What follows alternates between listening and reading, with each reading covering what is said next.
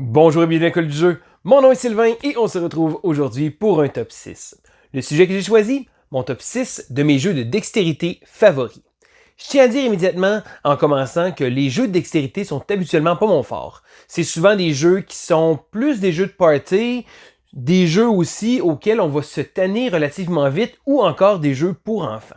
Donc c'est certain que quand j'ai regardé la liste des jeux de dextérité que j'avais joués, il y a beaucoup de ces jeux-là que je savais qu'ils n'allaient pas du tout faire la liste. Bon, entre autres, je pense que tout le monde connaît le Jenga, qui se trouve être probablement un des jeux de dextérité les plus connus, les plus répandus dans le monde. Je sais que c'est un jeu qui était très populaire, même quand j'étais jeune. Et c'est un jeu qui a fait un paquet de petits à travers le temps.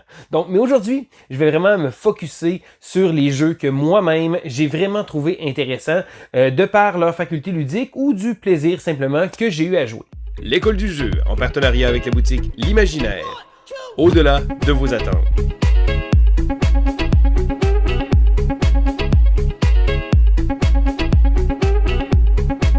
Donc, comme à l'habitude, je commence toujours en faisant quelques petites notes par rapport à mon choix. Donc, oui, pour les jeux de dextérité, bon là, c'est certain que c'est assez simple. Je pense que jeux de dextérité, mais en regardant un peu, je me suis rendu compte que ça pouvait être très, très large.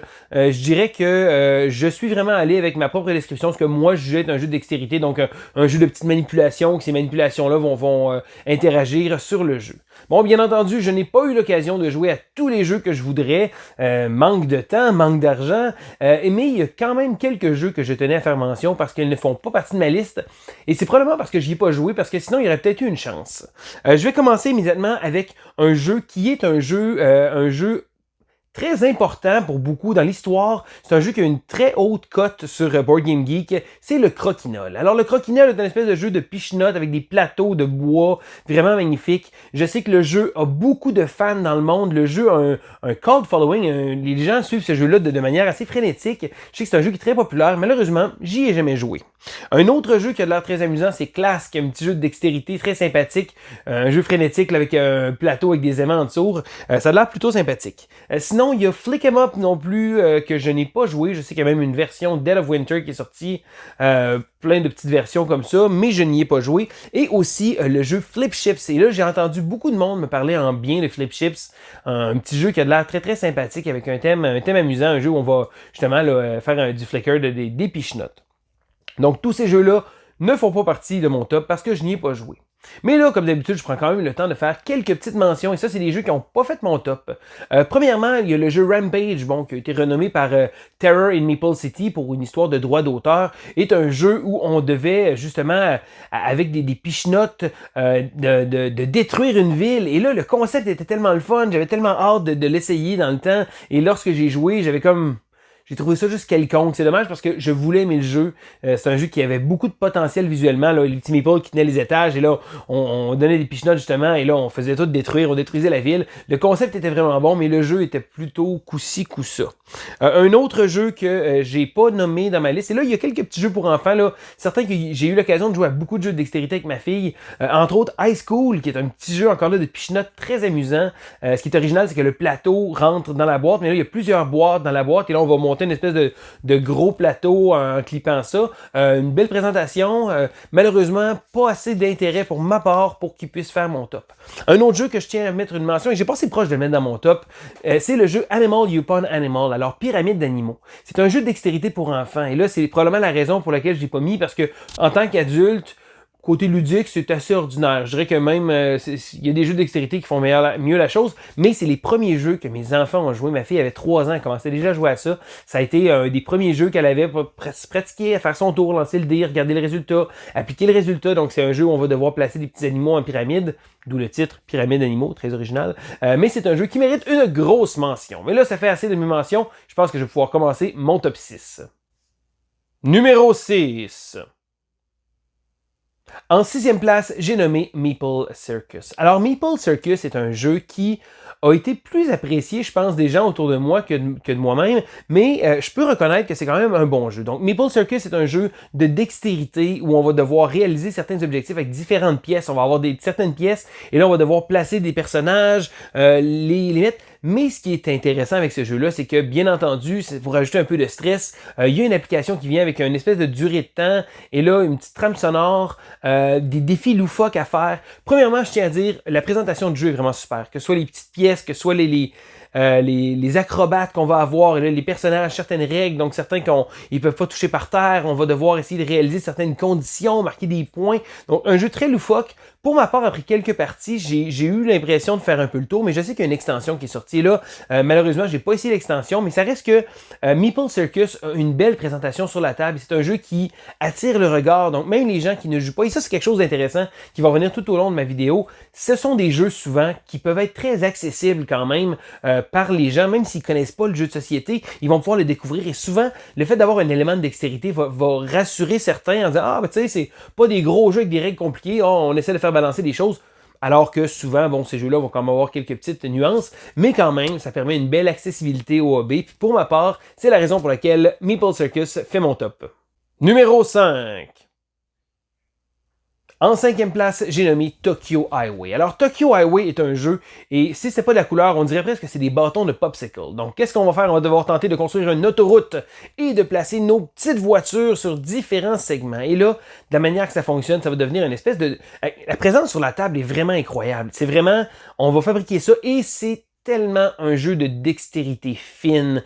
Je dirais que le problème avec ce jeu-là, c'est que quand on accroche quelque chose, tout finit par tomber, c'est très difficile. Ils disent, bon, essayer de replacer les choses comme elles étaient, c'est très difficile. Lorsqu'il y a un crash, c'est un gros crash. On dirait que Godzilla s'est pointé sur place et a décidé de taper sur la table. Mais sinon, ça reste que c'est un jeu qui offrait des puzzles très intéressants parce que de la manière qu'il fallait placer nos petits bâtons, il va falloir croiser les routes des autres joueurs. Fait que chaque joueur a son autoroute et on va devoir essayer de faire des tournants et de passer au-dessus ou au-dessous de certains segments de l'autre joueur. Et là, ça va devenir une espèce de casse-tête parce qu'au départ, on essaie de faire nos choses, mais après ça, éventuellement, on va tout construire dans le même espace parce qu'on doit toujours croiser les choses des autres joueurs. Donc, ça devient que ça crée une structure très, très serrée. Ça devient très difficile et très technique même parfois. Donc, Tokyo Highway, un jeu très sympathique.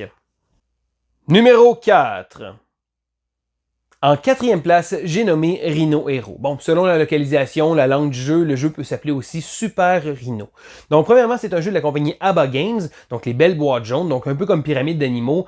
C'est des jeux qui sont essentiellement axés vers les enfants. Donc, encore une fois, Rhino Hero a une place de choix dans mon cœur parce que avec Pyramide d'animaux, c'est un des premiers jeux que ma fille a commencé à jouer. Bon, au départ, elle jouait pas nécessairement avec les vraies règles. Bon, on essayait de monter la structure, on s'amusait. Mais au final, éventuellement, elle a appris là, que c'est quand même pas trop compliqué. Donc, qu'est-ce qu'on fait dans Rhino Hero? Eh bien, on a des cartes dans nos mains et on va devoir prendre des petites sections de murs qui sont des espèces de cartes pliées et faire monter une structure un peu comme un château de cartes. Et là, les cartes vont pouvoir servir, que ce soit de pouvoir placer plusieurs cartes, en piger, essayer de se débarrasser de ces cartes, faire sauter le tour de notre joueur, des petites choses comme ça. Donc, en gros, c'est un jeu relativement simple, mais il y a un petit twist intéressant, c'est que de temps en temps, il va falloir déplacer le petit rhinocéros, un petit meeple de rhino, et il va falloir le déplacer et de faire attention de le replacer un peu plus haut. Donc, à la base, un jeu très, très simple, très, très facile à expliquer aussi, un jeu qui joue bien avec les enfants, mais c'est un jeu que je me suis surpris à jouer très souvent entre adultes. Et vous savez, certains que ça arrive un peu moins de ces temps-ci, mais entre adultes,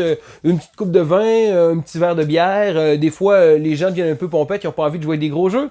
Et parfait, Rhino Hero va faire un gros hit parce que j'ai été vraiment surpris de voir que les gens s'amusent à ce jeu-là. Et là, à un moment donné, ça devient presque d'essayer de monter la structure le plus haut. Et on a vu même des adultes des fois monter sur des chaises, essayer de faire ça. Et je dirais que malgré le fait que ce soit orienté vers un jeu pour enfants, ça reste un jeu pour adultes qui peut être divertissant. Bon, c'est certain, c'est pas un gros jeu ludique, c'est pas un jeu complexe que je vais me servir comme plat principal dans une soirée de jeu, mais je dirais que comme petit jeu de party, de monter ça, et ça devient très très amusant. Donc Rhino Hero, un jeu très très simple, mais drôlement plus amusant qu'il devrait, et c'est la raison pour laquelle il fait mon top.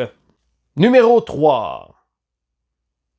On est rendu en 3e place et j'ai nommé le jeu Pitch Car. Alors Pitch Car, c'est quoi? C'est un jeu de course à coups de pichenote. Donc on va faire un plateau de jeu, une piste de course et les joueurs vont devoir se relayer et donner une petite pichenote, essayer de faire avancer son véhicule et de ne pas faire d'accident. Donc ne pas sortir, ne pas faire sortir les autres non plus, ne pas cracher. Et il va falloir tenter de gagner la course, un certain nombre de tours. Et là, ce qui est intéressant avec Pitch Car, c'est que on peut jouer avec la piste de base, bon, c'est certain, très standard, mais plus ça va, il y a des extensions et il y a des gens qui ont fait des pistes de fou.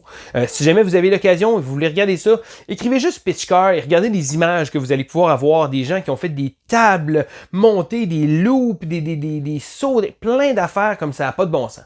Pour ma part, j'ai pas toutes ces extensions-là, mais Pitch Car est toujours un must lorsqu'on a des conventions. Donc, c'est un jeu de convention, on va mettre ça sur la table, venez-vous-en, on peut jouer à plusieurs, c'est très facile, on donne des petites pichenottes et on se rend compte que c'est beaucoup plus difficile que ça y en a l'air. Alors, pour ma part, Pitch Car, c'est un jeu qui fait vraiment un gros buzz à chaque fois, que ce soit les parties de famille, que ce soit même on a fait ça à des parties, les conventions, c'est un jeu qui est excellent pour ça, et plus on rajoute des choses, plus le jeu devient incroyable. Seul bémol, le coût est un peu élevé, mais par exemple, il faut que je dise que la qualité du matériel est vraiment impressionnante. Et oui, on pourrait probablement fabriquer ça avec les matériaux du bord, mais l'espèce de surface qui est utilisée, donc quand on va dépicher ça glisse bien, on peut mettre des bandes sur le côté, mais vraiment, vraiment un super jeu, et ça fait tourner des têtes, ça c'est certain, c'est Pitch Car. Numéro 2. En deuxième place, on retrouve le jeu Junk Art. Alors, Junk Art est un des rares jeux de cette liste que je n'ai jamais possédé. Le hic, c'est qu'il existe deux versions de Junk Art. Il existe la version en plastique qui est sortie un peu après, qui est un peu moins chère, et la version originale en bois qui se trouve être beaucoup plus difficile à trouver. Le hic, c'est que j'ai joué avec la version en bois, puis je pense pas que je voudrais revenir avec la version en plastique. Parce que dans Junk Art, qu'est-ce qu'on va faire? On va avoir plusieurs pièces et on va devoir réaliser certains objectifs. Donc, avoir la structure la plus haute, des choses comme ça. Mais je dirais que les pièces sont tellement impressionnantes, des belles pièces en bois, bon, pour la version en bois massive. Et pour ma part, c'est vraiment un jeu qui offrait des déçus intéressants parce que oui, il fallait réussir à compléter certaines choses. Des fois, c'est de la hauteur et là, il fallait se mesurer un peu. On a un petit gradateur, on peut regarder un peu pour les hauteurs. Des fois, il va y avoir plusieurs choses à faire et là, on a plein de challenges. Donc, ma dernière partie remonte à un bout de temps. C'est un jeu que j'avais bien apprécié, que je n'ai jamais acheté parce que justement, j'ai jamais vu la version en bois à prix abordable parce qu'on se le cachera pas. C'est un jeu, encore une fois, qui est assez coûteux, mais la qualité du matériel était vraiment au rendez-vous. Junk Art, un jeu vraiment génial. J'aimerais beaucoup y rejouer. Si jamais je trouve l'occasion de vous trouver une copie d'occasion usagée, c'est certain que je vais me le procurer. Numéro 1. On est rendu en première place, et non, ce n'est pas le Jenga. Quelle surprise! Le jeu que j'ai choisi, c'est Men at Work. Donc, premièrement, Men at Work est un jeu qui a une belle présence sur la table. Encore une fois, on le sait, c'est souvent un thème qui revient avec les jeux de dextérité. Mais dans Men at Work, on incarne des travailleurs de la construction et on va devoir placer ces petits travailleurs-là avec des briques, des fois de placer des morceaux de bois et il va falloir les placer sur des grosses pièces d'acier. Bon. En fait, c'est des grandes bandes de bois, bien entendu, quand même. Mais ultimement, qu'est-ce qu'on va faire? Ça va représenter des structures. Et là, on va devoir compléter des objectifs, placer des poutres sur différentes couleurs, placer des personnages, des petits travailleurs de la construction avec justement de leur placer des choses dans les mains et de faire en sorte que ça tienne balancé. Et il faut faire attention parce que Rita, la contremaître, nous surveille. Et si jamais on a trop d'erreurs, donc si jamais on échappe trop de choses, on va perdre notre droit de pratiquer. Donc, on va perdre notre permis de travail pour aller sur le chantier. Alors, à la base, c'est un jeu, encore une fois, très visuellement attrayant. Je dirais que Tokyo Highway était vraiment tout petit puis placé. C'est un jeu qui me fait penser beaucoup à ça. Mais là, les pièces sont plus grosses. On a moins l'impression d'être tout rapetissé dans un petit espace. On va placer nos choses. Je dirais que ça peut être assez drôle des fois. Bon, les bonhommes qui vont tomber, le placement qu'on va devoir faire, il faut leur faire attention. Il faut jamais que les poutres tombent sur la tête des travailleurs. Il y a un paquet de petites choses comme ça. Ça reste un jeu qui est très amusant. Pour ma part, c'est vraiment mon jeu de dextérité favori. On a beaucoup de plaisir à le sortir. C'est un jeu qui sort quand même souvent lorsqu'on a des soirées avec les gens qui sont un peu moins joueurs. Et pour ma part, Men at Work a été le plus gros succès. Et voilà, ça fait le tour de mon top 6 de mes jeux de dextérité favoris. Alors un créneau qui est pas facile parce que c'est pas des jeux que j'ai tendance à affectionner tant que ça, mais j'ai trouvé ça très intéressant de faire l'exercice pour me rendre compte qu'il y a quand même plusieurs jeux de dextérité qui méritent la peine d'être regardés. Mais vous, quel est votre jeu de dextérité favori? Mettez-le dans les commentaires, ça nous fait toujours un plaisir peut-être bien avoir l'occasion de découvrir des jeux parce que, encore une fois, il existe probablement une multitude de jeux que je ne connais pas et c'est toujours agréable de pouvoir partager ces choix-là justement avec les autres dans la description. Vous avez aimé la vidéo? Gênez-vous pas de mettre un petit pouce en l'air, ça monte toujours le moral. Si jamais vous n'êtes pas abonné à la chaîne, eh bien faites-le. Qu'est-ce que vous attendez? On essaie de vous fournir du contenu varié, très fréquent, même des fois trop fréquent, mais c'est pas grave. On est tellement passionnés qu'on a envie de vous partager tout ça. Alors c'était Sylvain pour l'école du jeu et on se dit à la prochaine!